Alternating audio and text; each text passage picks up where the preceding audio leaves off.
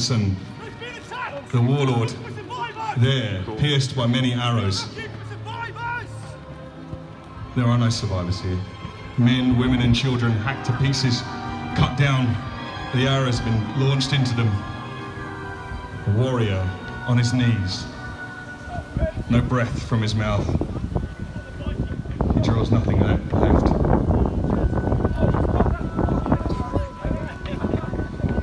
They see the place. The chaos has unfolded before them. As the wind picks up, the sound of whispering from the trees, as they realize they have walked into something hideous. The Saxons have walked into a trap. The trees begin to quiver as the Vikings begin to make their war cries from the wood and sides.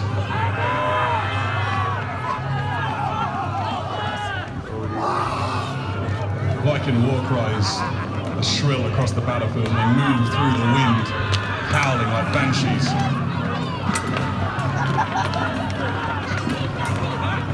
The Vikings have put themselves now, and they begin to ambush the Saxons.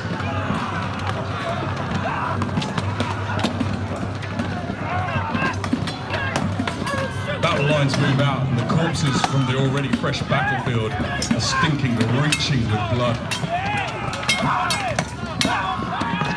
And the wind begins to pick up and howl across the place. Here, in this crimson citadel of violence, England's green landscape is turned red.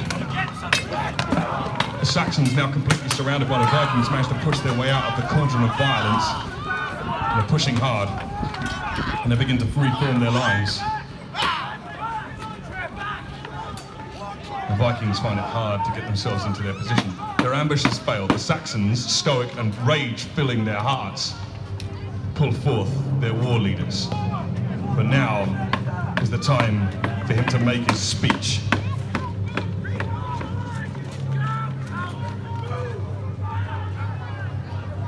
The armies kneel down just for a moment to catch their breath.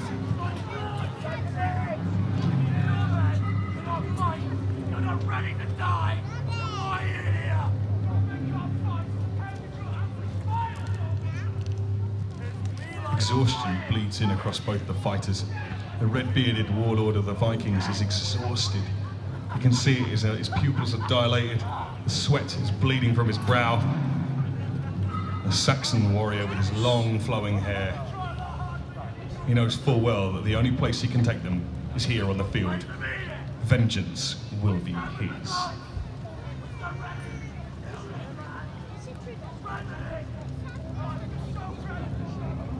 And still in the center of the field, the corpse of Thyng, the warlord, on his knees, pierced by many arrows, like some hideous monument, his legs bent at crippling angles, filled with arrows.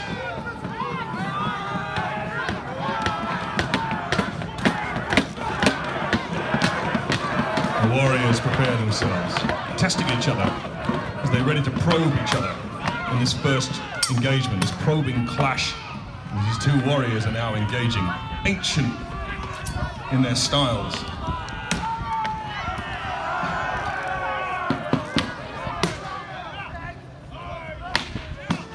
Swords hack, shields splinter and shudder. Saxon and Viking alike brings forth the great blows upon each other. The two champions fighting in the ancient way.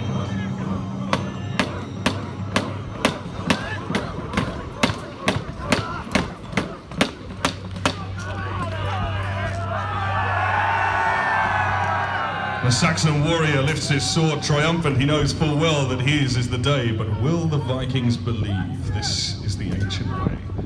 And in truth, never trust a Viking. Never trust a Viking when he's standing in front of one of the corpses that is just filled with arrows.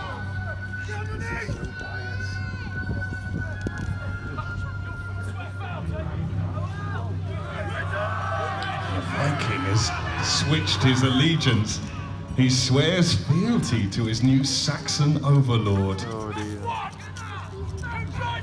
And if he has to take them one at a time, they'll do it that way.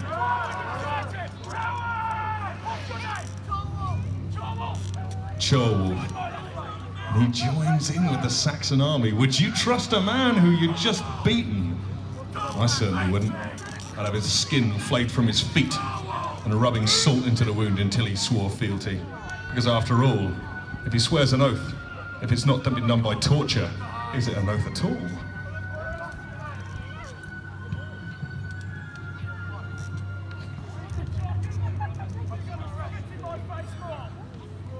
And now the time is done for talking. And the warriors will now engage, as they know full well they must probe their enemy to see whom is the stronger, whom is the greater. Careful their feet upon the floor. Harder must the heart now be. The strength comes in so many forms. Yet more arrows zip across the battlefield. The Vikings form their shield wall and begin to advance across the field. The hideous corpse of Thynghowe, the warlord, still on his knees, still remaining completely static. No man dares touch it. And a hideous memorial to the battle.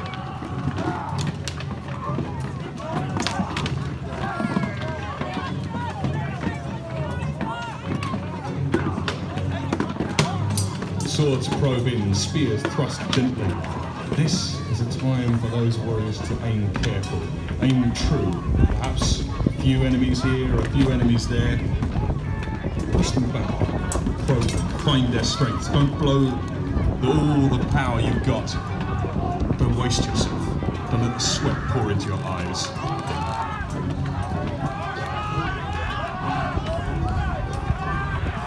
Saxons withdraw. Confident that they now have made the strength of the Vikings. They know their positions, they know what warriors they are.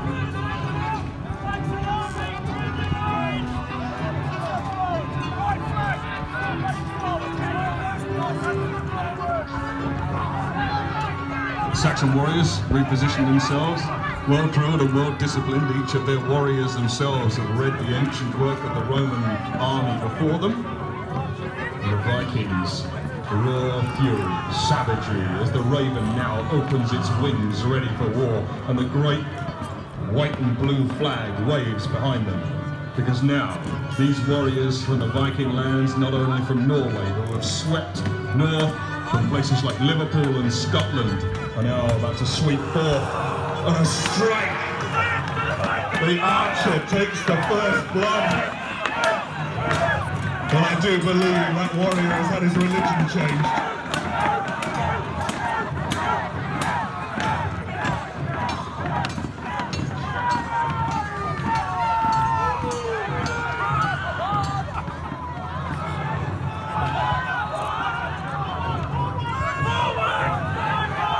And the lions engage. And now the battle takes place. Saxons and Vikings chew each other's throats, spitting, blood spraying as their spears plunge forward into hearts and lungs. There, the Vikings are holding their own. They have already crossed the field far enough, and now our downed warrior reclaims his spear, anger in his heart, not much in his trousers.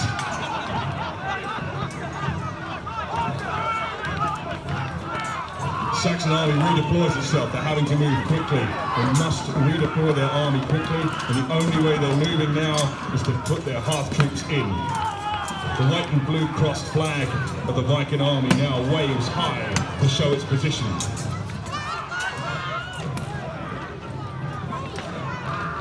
Saxons begin to sweep across the field. After a moment of destruction and violence, the Vikings are beginning to fall back. But here, vengeance will belong to the Anglo-Saxon army, as now the white and blue flag is being borne from the hands of the warrior holding it. Oh, touching it. And so, as the violence unfolds, it has now finally come to its crashing crescendo, as the Anglo-Saxons have won the day. But they have swept across and they have sinned that their corpse of their former warlord Farthane, pierced by so many arrows. It is vengeance that spurred them on, for they are so now too angry to die. Here, the Saxons will fight in this one last strike.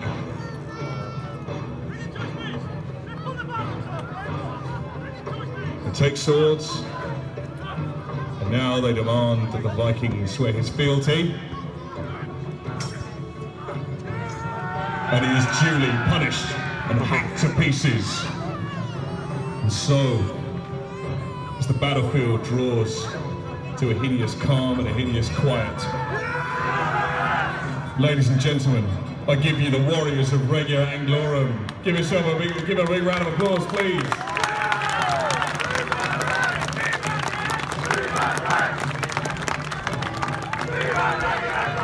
Can I have the Saxon warriors and the Viking warriors to make your way away from the court?